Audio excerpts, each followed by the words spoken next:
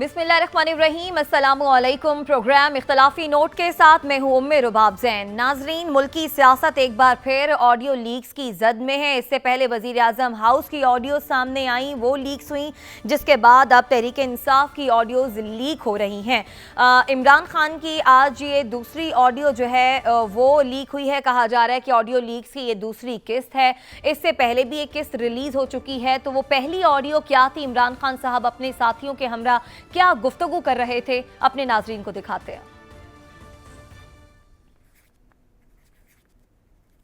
अब हमने सिर्फ खेलना है, नाम नहीं लेना अमेरिका का, बस सिर्फ खेलना है इसके ऊपर कि ये डेट पहले से थी। आज नई जो चीज आएगी ना कि वो जो लेटर मैं सोच रहा था साइफर का एक मीटिंग मेरे ख्याल में कर लेते हैं।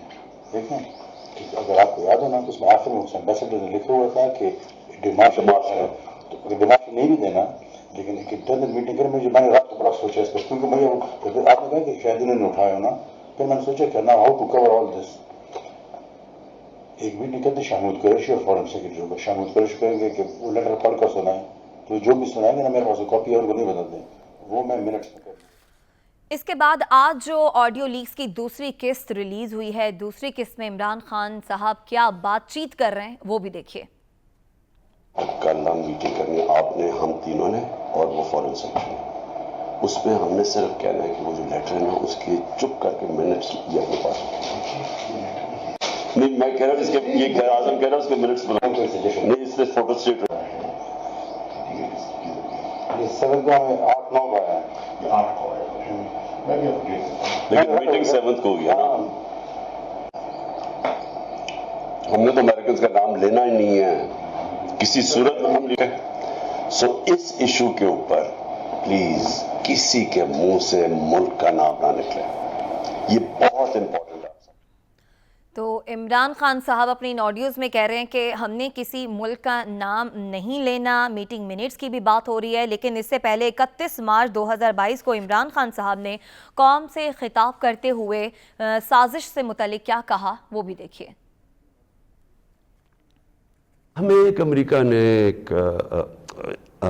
ने एक बाहर से मुल्क ने, मैं नाम मतलब मेरा कि किसी और बाहर से मुल्क से हमें मैसेज आती है। ये है तो प्राइम मिनिस्टर के खिलाफ ही, सिर्फ उस मैसेज में वाज़ेह ये लिखा हुआ है कि जनाब अगर ये जो अदम एतमाद, और उनको पहले से ही पता था इमरान खान चला जाता है तो पाकिस्तान को माफ़ कर देते हैं, अगर ये इमरान खान के खिलाफ फेल हो जाती है तो फिर पाकिस्तान को एक मुश्किल वक्त का सामना करना पड़ेगा। ये ऑफिशियल डॉक्यूमेंट है। तो अब इन ऑडियो लीक्स ने हुकूमत और अपोजिशन को आमने सामने ला खड़ा किया है। हुकूमती हल्का कहता है कि जनाब देखा, साइफर की कोई हकीकत नहीं थी, इमरान खान साहब का झूठ बेनकाब हो गया। वज़ीर आज़म साहब भी कह रहे हैं कि जो साबिक वज़ीर आज़म इमरान खान ने साजिश के बयानिए को हाइप दी थी, वो अब बयानिया जो है वो चूर चूर हो गया है। दूसरी तरफ तहरीक इंसाफ कह रही है कि जनाब देखा, हमने आपसे कहा था कि ये साइफर वाला मामला कितना संजीदा है। अब चूंकि ये जो ऑडियो सामने आई हैं, इससे ये वाज़ेह हो गया कि साइफर एक हकीकत है।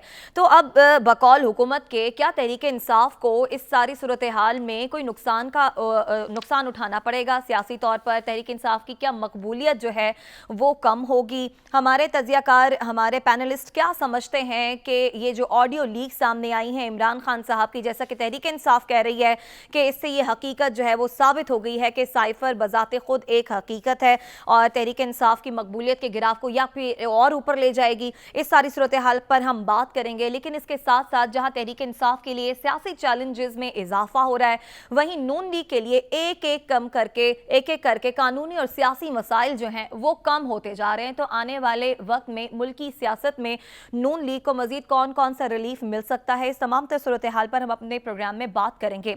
मगर आज का इख्तलाफी नोट ये है कि क्या तहरीक इंसाफ ने सिर्फ सियासी बयानिए के लिए कौमी मफाद को बलाए ताक रख दिया? साद रसूल साहब हमारे साथ मौजूद हैं, अदील वड़ाई साहब हमारे साथ मौजूद हैं। अदील, गुफ्तगू का आगाज आपसे करेंगे। अब ये जो ऑडियो लीक सामने आई हैं इमरान खान साहब की, उनके हमरा जो साबिक वज़रा भी मौजूद हैं, उस वक्त जो गुफ्तगू हो रही है, इन ऑडियोज़ को सुनकर आपकी समझ में क्या आया है? سائفر ایک حقیقت ہے یا پھر وزیر اعظم شہباز شریف صاحب جیسا کہ بات کر رہے ہیں کہ یہ ایک جھوٹا بیانیہ تھا جو کہ اب چور چور ہو گیا؟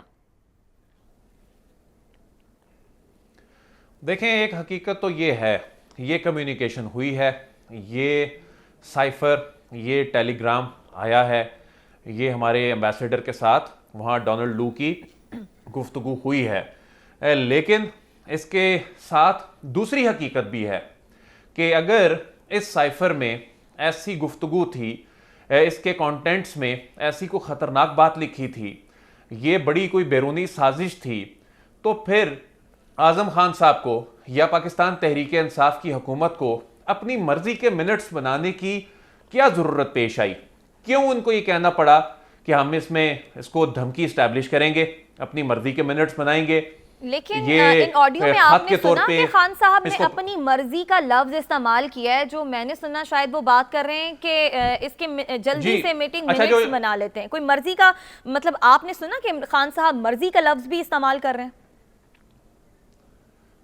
جو اعظم خان صاحب کی گفتگو ہے اس میں تو یہ بات ہے، اپنی مرضی کے منٹس کی بات ہو رہی ہے، لیکن جو خان صاحب کی گفتگو ہے اس کی جو سب ٹائٹلنگ ہے اس میں لفظ مرضی لکھا گیا ہے، لیکن جو آڈیو ہے اس میں نہیں ہے، اس میں یہ کہا گیا ہے کہ ہم بیٹھ کے یہ منٹس بنا لیتے ہیں۔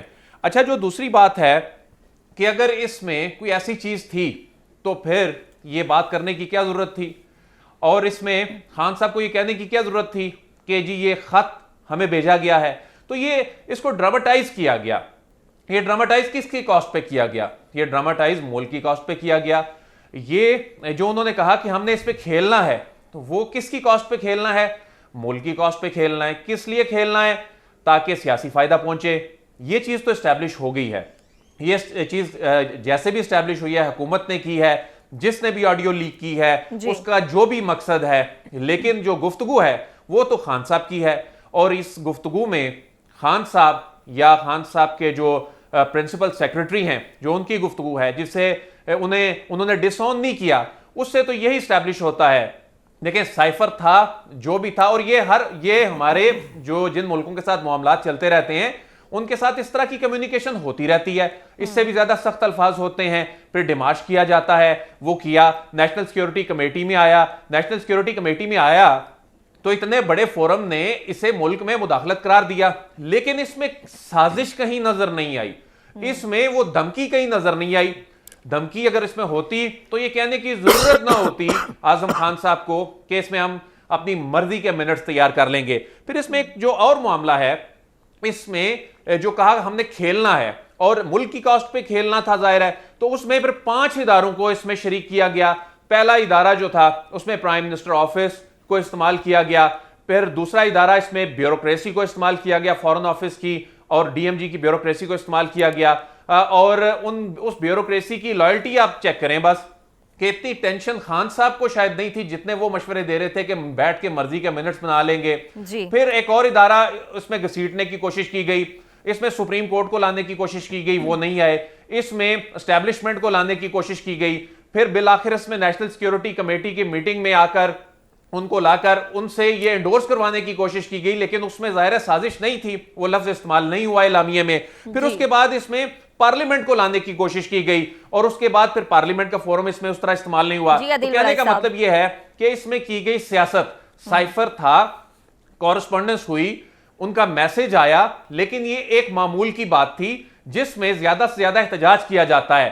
اس میں یہ گفتگو سننے کے بعد اسٹیبلش یہ ہوتا ہے کہ اس میں کوئی سازش یا اس میں کوئی ایسی دھمکی، اگر دھمکی ہوتی، سازش ہوتی، تو یہ کہنے کی ضرورت نہیں تھی کہ ہم تھریٹ کا لفظ منٹس آف میٹنگ میں شامل کریں گے، یہ کہنے کی ضرورت نہیں تھی کہ جی یہ وہ جو منٹس آف میٹنگ ہیں ان کو ہم خط کی صورت میں پیش کریں گے اپنے مرضی کے الفاظ میں، پھر یہ کہنے کی ضرورت نہیں تھی۔ اگر اتنی کمزور گراؤنڈز تھیں تو اس کی بنیاد پر اتنا بڑا جو یہ جو ماحول کریٹ کیا گیا ہے، اور اس کی جو کاسٹ پہ دو ملکوں کے جو تعلقات ہیں وہ افیکٹ ہوئے، اور اس کی بنیاد پہ پاکستان میں جو ملکی سیاست گزشتہ 4 مہینے سے جس کے گرد گھوم رہی ہے، تو اگر یہ اتنی ٹھوس گراؤنڈز تھیں تو یہ کہنے کی ضرورت نہیں تھی کہ جی مرضی کے منٹس جو ہیں وہ بنائیں گے اور مرضی کے منٹس میں ہم اس میں لفظ تھریٹ جو ہے وہ ڈالیں گے. ایسی دھمکی، یہ کیسی دھمکی تھی جس میں یہ اسٹیبلش کرنے کے لیے یہ کہنا پڑا؟ نہیں لگ رہا. سعد رسول صاحب آپ کی جانب آئیں گے، اور آپ کی جانب آتے ہی ہم یہ بھی اناؤنس کر دیں کہ ہمارے ساتھ تحریک انصاف کے رہنما فاروق حبیب صاحب بھی موجود ہوں گے. اس سے پہلے آپ مجھے یہ بتا دیجئے کہ آپ بھی یہی سمجھتے ہیں کہ ملکی مفاد کو داؤ پر لگایا گیا تحریک انصاف کی جانب سے، اور تحریک انصاف نے سیاسی مقاصد حاصل کرنے کے لیے خود سے ایک بیانیہ کریٹ کیا جس میں انہیں مقبولیت بھی ہوئی؟ سب سے پہلے تو میں عدیل ولائد صاحب کے جذبات کی بڑی قدر کرتا ہوں، جس جوش اور ولولے سے انہوں نے مرضی کے لفظ کو اتنی دفعہ استعمال کیا جتنی دفعہ اس ریکارڈڈ کانورسیشن میں استعمال نہیں ہوا. عمران خان صاحب کے منہ سے آپ نے جب پوچھا تو انہوں نے خود کنسیڈ کر دیا کہ عمران خان صاحب کے منہ سے مرضی کا لفظ نہیں سرزد ہوا. لیکن عدیل ولائد صاحب نے اس کو جس طرح پیش کیا، میں اس کو سمجھنے سے میں اس کو سمجھنے سے عدیل صاحب بصد احترام میں اس کو سمجھنے سے قاصر ہوں. آپ کی 3-4 باتیں مجھے سمجھ نہیں آئیں. ایک طرف تو آپ نے بات کنسیڈ کر دی جو کہ اب صفحہ مثل پہ آ چکی ہے کہ کوئی سائفر تھا، اس میں سازش تھی، مداخلت تھی. اس کو ہم اگر 2 منٹ کے لیے سائڈ پہ رہنے دیں کیونکہ اس کے اوپر ریاست کا ایک موقف ہے، سیاست کا ایک موقف ہے، لیکن ایک سائفر موجود تھا. آپ نے یہ بھی فرمایا کہ اس سے بھی سخت الفاظ دیگر سائفرز میں بھی ہوتے رہتے ہیں، دیگر معاملات میں بھی ہوتے رہتے ہیں. تو آپ کوئی ہمیں اگزامپل بتا سکتے ہیں جہاں پہ اس سے زیادہ سخت الفاظ کسی پہلے سائفر کے اندر موجود ہوئے ہیں یا اس کے بعد آج تک کبھی ہوئے ہوں؟ جی بالکل. یہ بات کہہ دینی ہوا میں جب ہماری افغانستان کے ساتھ جی بتائیے. بالکل ہمارے افغانستان کے معاملات پہ ہم نے ڈیمارش کیا ہے. جب انڈیا کے ساتھ معاملات چل رہے ہوتے ہیں اس میں ڈیمارش کرتے ہیں. بالکل یہ ہوتا ہے. کہیں پہ آپ مجھے بتا سکتے ہیں. سوری میری بات پوری نہیں ہوئی. سعد رسول صاحب مجھے پتہ ہے آپ کی بات، مجھے معلوم ہے آپ کی بات مکمل نہیں ہوئی. میں یہی کہہ رہی ہوں کہ آپ بات مکمل کر لیجئے، پھر فاروق حبیب صاحب کے پاس بھی جانا ہے. تو جتنے بھی ایگزامپلز عدیل ولائد صاحب آپ کو بتائیں گے اس میں کسی کو بھی پرائم منسٹر کو ریموو کرنے کی بات نہیں ہے. وہ یہ بات ہے، سلالہ والی بات ہے. ہم نے بہت سخت ریاکشن دیا، اس سے زیادہ سخت دینا چاہیے تھا. بھارت کو ہم دیتے رہتے ہیں، اس سے زیادہ سخت دینا چاہیے. بٹ کسی بھی سائفر کے اندر، کسی بھی کمیونیکیشن کے اندر پرائم منسٹر کی ریموول کا کوئی لفظ نہیں. عدیل ولائد صاحب آپ کو بتا بھی نہیں سکتے. یہ بات کرنی کہ کیا پی ٹی آئی نے اس کے اوپر کھیل کے سیاست کی، تو یہ بات بالکل درست ہے کہ پی ٹی آئی نے اس کے اوپر کھیل کے سیاست کی. کیا پی ٹی آئی کا سیاسی جماعت کے طور پہ یہ حق ہے کہ وہ چیزوں پہ سیاست کرے اپنی حکمرانی کو یا اپنی حکومت کو برقرار رکھنے کے لیے؟ تو ایک حد کے اندر محدود رہتے ہوئے نون لیگ نے بھی ایسے ایشوز کے اوپر سیاست کی، پیپلز پارٹی نے بھی کی، پی ٹی آئی نے بھی کی، ایم کیو ایم نے بھی کی. یہ سیاسی پولیٹیکل پارٹیز کا ایک حق ہے جو کہ آرٹیکل 18 کے اندر آئین پاکستان کے اندر بھی موجود ہے، پولیٹیکل پارٹیز آرڈر کے اندر بھی موجود ہے. تو یہ کہنا کہ ایک پولیٹیکل پارٹی کہے کہ ہم اس چیز کو ایک پولیٹیکل نیریٹو کے اندر ایشو بنائیں گے، اگر یہ غیر قانونی بات ہے یا اس کے اوپر ہم ان کو کہیں، برا بھلا کہیں کہ آپ ایک سیاسی جماعت ہوتے ہوئے آپ نے ایک چیز کو سیاسی ایشو کیوں بنایا، تو پھر تو سیاست کی بیسک ساکھ ہی ختم ہو جائے گی. یہ بات کرنی کہ اس کے اندر اداروں کو شامل کیا گیا. میں مرضی کے منٹس پہ 1 سیکنڈ کی بات کرتا ہوں، لیکن اداروں کو شامل کرنے کی کوشش کی گئی، پارلیمان کو شامل کرنے کی کوشش کی گئی. حکومت کیا کرے اگر پارلیمان کو شامل نہ کرے؟ عدیل ولائد صاحب، اگر ایک سیاستدان نے پارلیمان سے رجوع نہیں کرنا تو اس نے کیا کرنا ہے؟ اگر ایک پرائم منسٹر نے بیوروکریسی سے، اپنے پرنسپل سیکرٹری سے مشورہ نہیں کرنا تو اس نے کیا کرنا ہے؟ کیا یہ عمران خان ایک انوکھے پرائم منسٹر ہیں جنہوں نے اپنے پرنسپل سیکرٹری سے مشورے کیے؟ کیا فواد حسن فواد صاحب کے ساتھ مشورے نہیں ہوتے رہے؟ کیا آپ اس کے شاہد نہیں ہیں کہ ڈان لیکس کے ٹائم کے اوپر فواد حسن فواد صاحب کا کیا کیریکٹر تھا؟ کیا آپ پرائم منسٹر اور پرنسپل سیکرٹری کی ڈسکشن کو یہ کہہ دیا جائے کہ پرائم منسٹر نے اٹیمپٹ کی بیوروکریسی کو اپنے نیچے لگانے کے لیے؟ جہاں پہ بیوروکریسی اپنے نیچے لگی، خواہ وہ ماڈل ٹاؤن کا سانحہ ہو یا دیگر چیزیں ہوں، خواہ وہ پنجاب کی بیوروکریسی نے تالے لگا دیے سول سیکرٹیریٹ کو، کہا ہم کام نہیں کریں گے جب احد چیمہ صاحب کو اریسٹ کیا گیا. تو جہاں پہ بیوروکریسیز نیچے لگی وہ ہم نے دیکھا. لیکن ایک پرائم منسٹر کا اپنے پرنسپل سیکرٹری سے ڈسکشن کرنا, یہ کہنا کہ اس کے اندر بیوروکریسی کو ملوث کرنے کی کوشش کی گئی کسی طریقے سے, میرا خیال ہے زیادتی ہے. میں یہ گزارش کروں یہ مرضی کے منٹس کے اوپر بھی, دیکھیے ہم الفاظ کو توڑ مروڑ کے بہت سی باتیں کر سکتے ہیں, لیکن کیا جو لوگ اس لفظ کے اوپر بات کر رہے ہیں, کیا ان کا یہ خیال ہے کہ پرائم منسٹر صاحب نے, سابق پرائم منسٹر صاحب نے اور ان کے پرنسپل سیکرٹری نے منٹس اپنی مرضی کے لکھ کے تو پاکستان کی ریاست کے اداروں سب کی آنکھوں میں دھول جھونک کے اس کو نیشنل سیکیورٹی کاؤنسل کے اندر سائن کروا لیا؟ اپنی مرضی کے منٹس انہوں نے لکھے, پھر سارے اداروں سے کہا سائن کر دے, سب نے کہا ہاں ہاں ٹھیک ہے ہم آپ کی مرضی کے منٹ سائن کر دیتے ہیں. کیا غلط منٹ سائن ہوئے میں ہیں؟ دیکھیں ہم چیزوں کے اوپر سیاست کریں یہ اچھی بات ہے, ابھی آڈیوز بہت ساری آ رہی ہیں, یہ سیاست کی کھیل چلتی رہے گی. عمران خان صاحب کو یہ حق نہیں پہنچتا, نہ پہلے پہنچتا تھا نہ آج پہنچتا ہے, کہ وہ پاکستان کی ریاست کے کسی بیرون ملک ریاست سے, کسی فورن کنٹری سے کسی اسٹریٹجک ریلیشن شپ کو خراب کریں. یہ کسی سیاستدان کا رائٹ نہیں ہے, نہ عمران خان صاحب کا, نہ نواز شریف صاحب کا, نہ زرداری صاحب کا. اور اس بات کے اوپر عمران خان صاحب کی تنقید ہونی چاہیے. لیکن یہ کہنا کہ انہوں نے سائفر کو پرنسپل سیکرٹری سے کیوں ڈسکس کیا اور پرنسپل سیکرٹری نے مرضی کے منٹس بنا کے 3 فورسز سے سائن کروا لیے اور اس کے بعد بیوروکریسی کو ملوث کیا گیا اور کھیل کیا گیا اور پارلیمان کو, تو عوام سن رہی ہے, اس بات کو اتنا سٹریچ نہیں کر سکتے. جتنا بلیویبل ہو اتنی میرا خیال ہے بات مناسب. عدیل بڑائی صاحب, آپ سمجھتے ہیں کہ سائفر کی کوئی حقیقت نہیں, اور اسی بنیاد پر آپ نے اپنا تجزیہ بھی دیا کہ کس طرح سے اس وقت کی حکومت نے دیگر اداروں کو اس میں شامل کرنا چاہا. یہ بتائیے گا کہ اب موجودہ حکومت پاکستان تحریک انصاف یا عمران خان صاحب کی یہ جو گفتگو ہے جو انہوں نے اپنے ساتھیوں کے ہمراہ کی ہے, اس پر کوئی قانونی طور پر ایکشن لینے کا ارادہ رکھتی ہے؟ دیکھیں حکومت نے بھی یہ فیصلہ کیا ہے کہ اس معاملے کو قانونی میدان کی بجائے سیاسی میدان میں کھیلا جائے, اور یہ جو آڈیو لیکس ہو رہی ہیں یہ عدیل صاحب انہوں نے کھیلا کا لفظ تو نہیں استعمال کیا لگ رہا ہے. عدیل صاحب کھیلا کا لفظ تو خان حکومت صاحب نے استعمال اس کیا ہے, کو سیاسی میدان میں کھیلنے کا لفظ تو نہیں استعمال کیا, تو کہیں سیاسی آج کی میدان میں حکومت نے تو نہیں کھیلنے کیا کا لفظ تو خان صاحب کی اپنے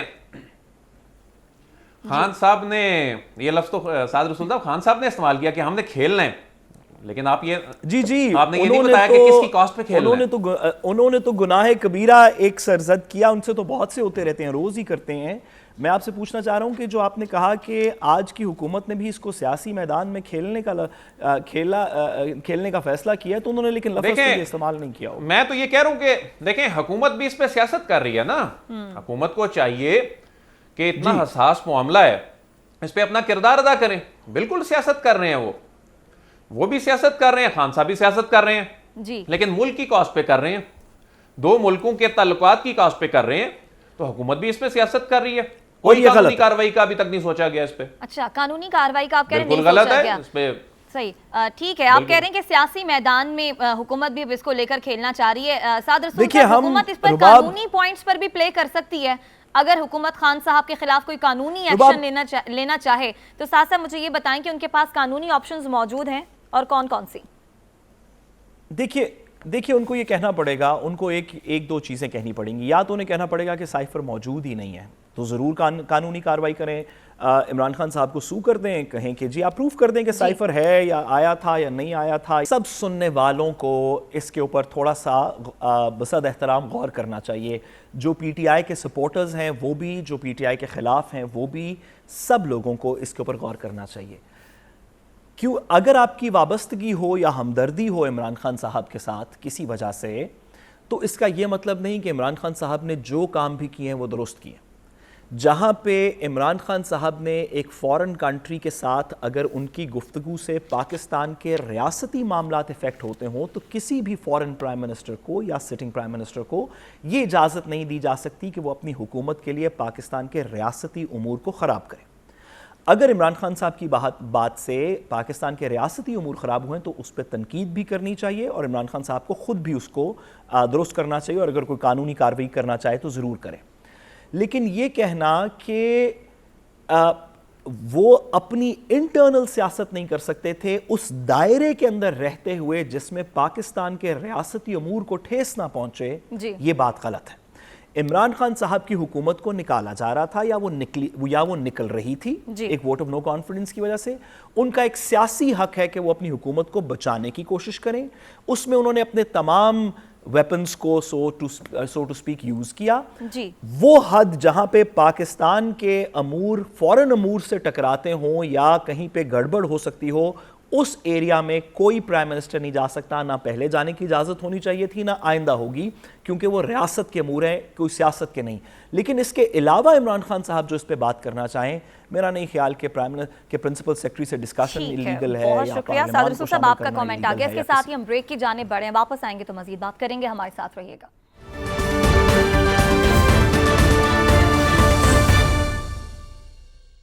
ویلکم بیک ناظرین. آڈیو لیکس کی سیاست پر بات ہو رہی ہے. دوسری قسط آج اس کی آئی ہے جس میں سابق وزیر اعظم عمران خان صاحب اپنے ساتھیوں کے ہمراہ گفتگو کر رہے ہیں. حکومتی سطح پر اس پر تنقید کی جا رہی ہے. مریم نواز نے بھی اس حوالے سے ٹویٹ کیا ہے. مولا بخش چانڈیو بھی کہتے ہیں کہ فسادی سیاست کا بندوبست کرنے کا وقت آ گیا.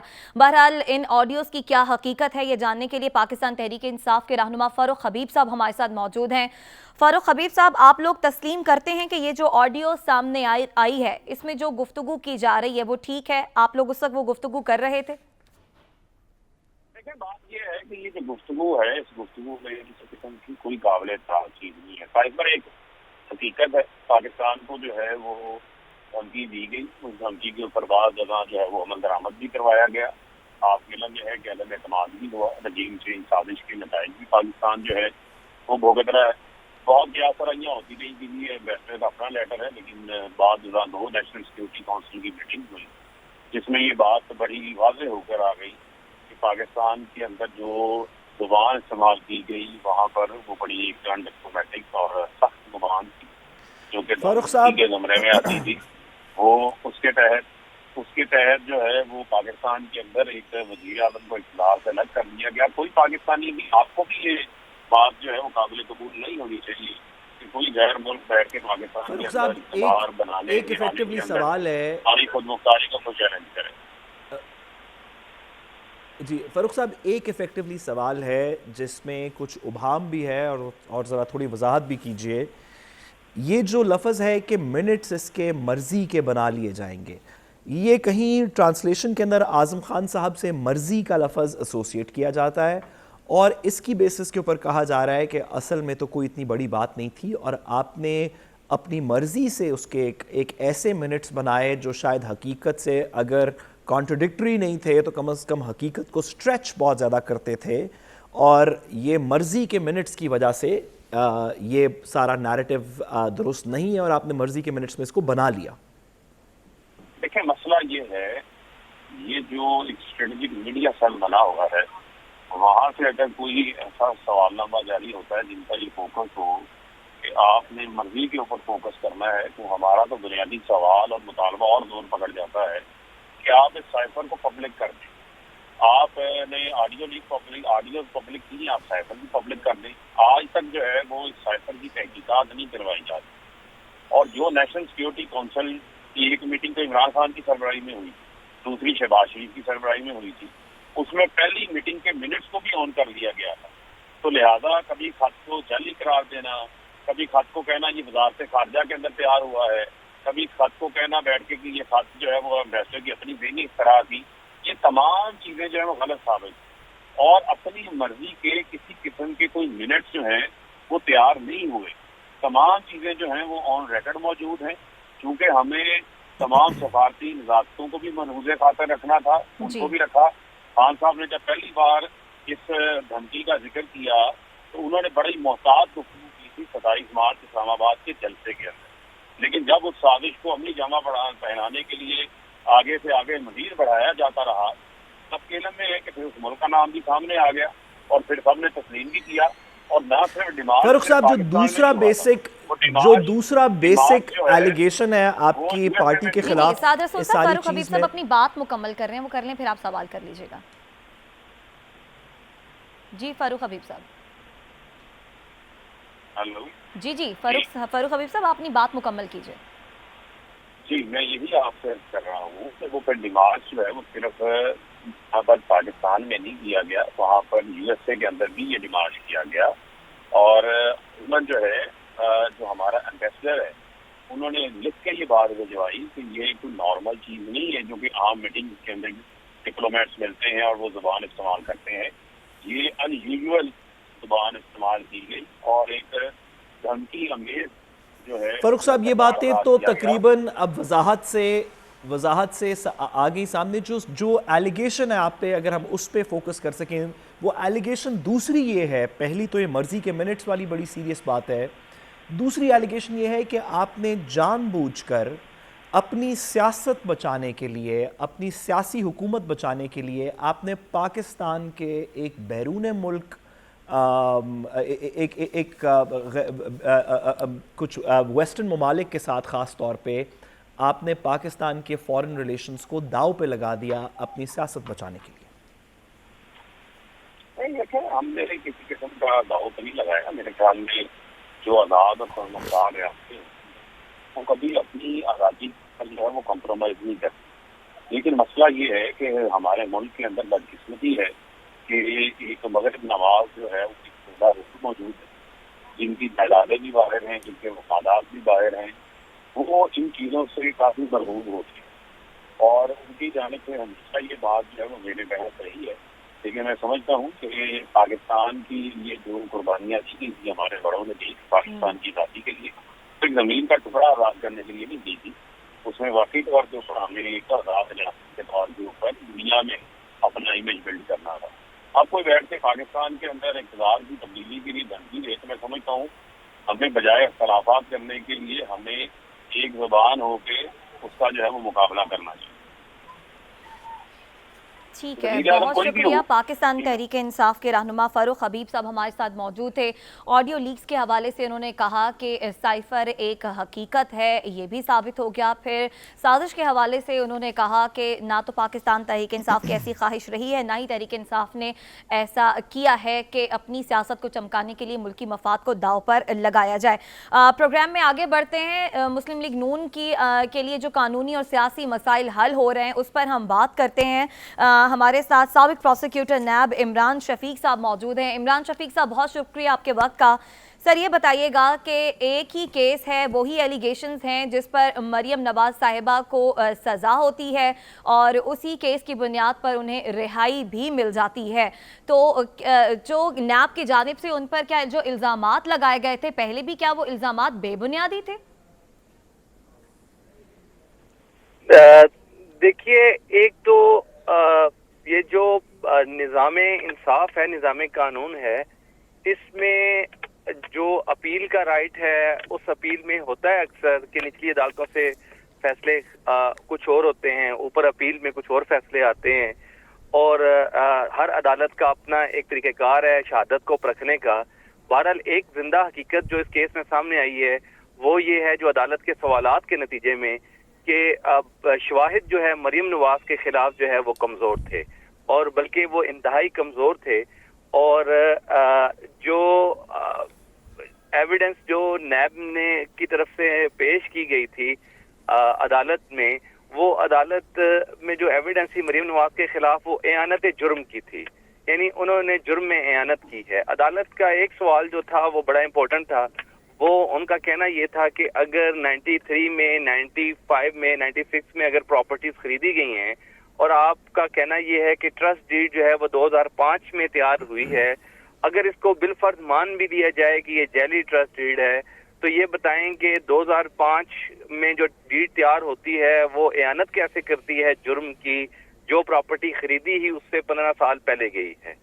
تو اب چونکہ اعانت تو جرم کی اسی وقت ہوتی ہے جس وقت جرم ہو رہا ہوتا ہے, جس وقت پراپرٹی خریدی جا رہی ہوتی ہے.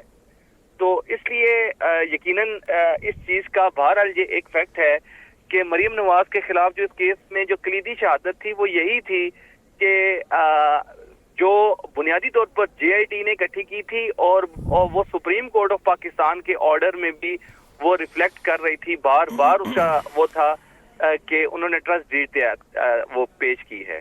تو بہرحال اب اس ٹرسٹ ڈیڈ کے بارے میں تو ریڈلے کی سٹیٹمنٹ جب ہوئی, وہ پوری دنیا نے اس کو سنا, دیکھا, کراس ایگزامینیشن میں ریڈلے نے یہ صاف کہہ دیا کہ میں تو کمپیوٹر ایکسپرٹ ہی نہیں ہوں. پھر ساتھ وہ ریڈلے نے صاف لفظوں میں کہہ دیا کہ ہاں کیلیبری فونٹ جو ہے وہ 2005 سے پہلے بھی موجود تھا اور میں اس کو انٹرنیٹ پر موجود تھا اور میں اس کو خود بھی ڈاؤن لوڈ کر کے استعمال کرتا رہا ہوں 2005 سے پہلے.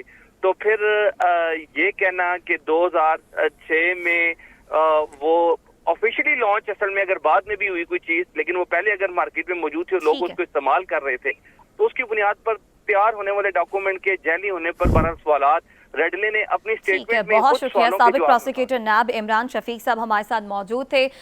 سعد رسول صاحب آپ بھی سمجھتے ہیں کہ مریم نواز کی کیس کی طرز پر اب سابق وزیر اعظم نواز شریف صاحب کو بھی اسی طرح کا بڑا ریلیف مل سکتا ہے؟ دیکھیے اس ملک میں انصاف ہم گامزن ہیں انصاف کی جانب اور اگر پہلے ہم سے نیشنل اور جوڈیشل لیول پہ کچھ کوتاہیاں ہو گئیں کچھ ایسی ہم نے سزائیں دے دیں کچھ ایسے لوگوں کو جن کو سزا دینا اس ملک میں کسی بھی دور کے اندر ایکسیپٹیبل نہیں رہا تو ہم ان کوتاہیوں کو ٹھیک کرنا چاہتے ہیں آئین اور قانون کے مطابق چلنا چاہتے ہیں اور آئین اور قانون کے مطابق جیسے کہ ابھی فارمر پروسیکیوٹر صاحب بھی بتا رہے تھے آئین اور قانون کے مطابق تو میٹر بڑا سمپل ہے اور وہ یہ ہے کہ جو حسین نواز صاحب نے آ کے ٹیلی ویژن پہ کہا کہ الحمدللہ یہ پراپرٹیز ہماری ہیں وہ قانون کی نظر میں ایویڈنس نہیں ہے کیونکہ وہ تو ایک ٹیلی ویژن کے اوپر سٹیٹمنٹ تھی اور ٹیلی ویژن پہ آپ اور میرے جیسے لوگ تو روز ہر قسم کی سٹیٹمنٹس دیتے ہیں اس کو سیریسلی تھوڑی لیتے ہیں کوئی شخص اور حسین نواز صاحب کو بالکل بھی پتہ نہیں تھا کہ وہ ایک سیریس سٹیٹمنٹ ان کو دینی چاہیے تو انہوں نے جو کہا وہ تو قانون کے اندر ایڈمیسیبل ایویڈنس ہے ہی نہیں. قانون کے اندر جو اس وقت واضح بات ہے وہ یہ ہے کہ ایون فیلڈ کے اپارٹمنٹس 2 کمپنیز اون کرتی ہیں نیلسن اور نیسکال وہ کمپنیز کس کی ہیں اور وہ کیسے کنیکٹ ہوں گی نواز شریف صاحب کی فیملی سے اس کے اوپر نیب کے پاس کوئی ایویڈنس موجود نہیں ہے. تو عدالت کے پاس قانون اور آئین کے دائرے میں رہتے ہوئے انصاف کا صرف ایک دروازہ ہی کھلا تھا اور وہ یہ تھا کہ جب نیب کے پاس کوئی ایویڈنس ہے ہی نہیں کہ ایون فیلڈ اپارٹمنٹ کس کے ہیں تو ہم یہ نہیں کہہ سکتے کہ نواز شریف صاحب کے ہیں. تو بڑی اچھی بات ہے یہ تو کتنی اچھی بات ہے کہ ایک شخص جو 1993 سے اس اپارٹمنٹ میں رہ رہا ہے جو آج بھی رہ رہا ہے جہاں پہ ہمارا وزیر اعظم اس کو ملنے کے لیے ہر 2 ہفتے بعد جاتا ہے جہاں سے روز اظہر جاوید صاحب پریس کانفرنسز کرتے ہیں وہ ہمیں یہ نہیں پتا کہ جو شخص 93 سے اس اپارٹمنٹ میں رہ رہا ہے وہ اس کا اپارٹمنٹ ہے بھی یا نہیں ہے اور اگر اس کا نہیں ہے تو کس کا ہے کون ایکچولی اون کرتا ہے کیونکہ نیب یہ پروف نہیں کر سکتی اس لیے مریم نواز صاحبہ سے سوال نہیں پوچھنا چاہیے. اس سے اچھا انصاف کیا ہو سکتا ہے ہمیں تو سر بخم کرنا چاہیے. ٹھیک ہے عدیل ولائی صاحب آپ کی جانب باتیں عمران شفیق صاحب نے بھی کہا کہ جو شواہد تھے وہ مریم نواز کے کیس کے مقابلے میں کمزور تھے اور یہی وجہ بنی کہ انہیں اسلام آباد ہائی کورٹ سے وہ اس کیس میں بری بھی ہو گئیں. اب سابق وزیر اعظم نواز شریف کے لیے بھی آپ سمجھتے ہیں کہ قانونی مسائل حل ہونے جا رہے ہیں؟ دیکھیں نواز شریف کا کیس کیا ہے کہ یہ اپارٹمنٹس آپ کے ہیں اور ان کی منی ٹریل دیں. وہ کہتے ہیں جی میرے نہیں ہیں میرے والد صاحب جو ہیں وہ پوتوں کو دے گئے. اچھا اب مریم نواز صاحبہ کا جو کیس ہے وہ تو لنک کی والد سے ہے نا کہ انہوں نے معاونت کی والد کی پراپرٹیز بنانے میں. تو عدالت نے ایک سوال کیا کہ آپ یہ ثابت کریں پہلے کہ یہ نواز شریف صاحب کا بھی کوئی لنک اس سے بنتا ہے یا نہیں بنتا. تو وہ اس ساری پروسیڈنگ کے دوران ہمیں تو نظر نہیں آیا بلکہ نیب یہ اس کیس سے بھاگتا ہی نظر آیا. اچھا اب جب سعد رسول صاحب دیکھیں اس میں ایک چیز یہ بھی تو دیکھیں کہ مریم نواز جو ہیں وہ پبلک آفس ہولڈر تو نہیں تھی. اس میں جو اعانت کا جو معاونت کا ان پر الزام ہے وہ 2000 یعنی 1993 میں پراپرٹیز خریدی گئی ہے جس طرح عمران شفیق صاحب بھی کہہ رہے ہیں. اگر میرا ایک سوال ایڈ کر لیں عدیل صاحب اپنے جواب میں پلیز کیا پاکستان میں یا پاکستان سے باہر کسی کو پتا ہے اس وقت کہ ایون فیلڈ اپارٹمنٹ کس کے ہیں کیا آپ بتا سکتے ہیں؟ دیکھیں سعد رسول صاحب وہ ان کے میاں نواز شریف صاحب کے صاحبزادوں کے ہیں اور وہ یہ کہتے ہیں کہ یہ दादा ने उनके दी, ये उनका आर्गुमेंट है ना। इसका अब नवाज शरीफ बात साहब ये से कोई है ताल्लुक नहीं। कि नैब ने भी कुछ करना था या नहीं। देखें साद रसूल साहब, ये नैब ने भी तो कुछ एस्टैब्लिश करना था ना। नैब क्या करती रही? ये जो लोग तन्हाई लेते रहे, अब इतना बड़ा खूबसूरत बिल्डिंग में बैठे हुए लोग जो हैं। बात करने का पूरा मौका नहीं मिला, ब्रेक आ रही है, ब्रेक से अब वापस आएंगे, इस पर मजीद बात होगी, हमारे साथ रहिएगा।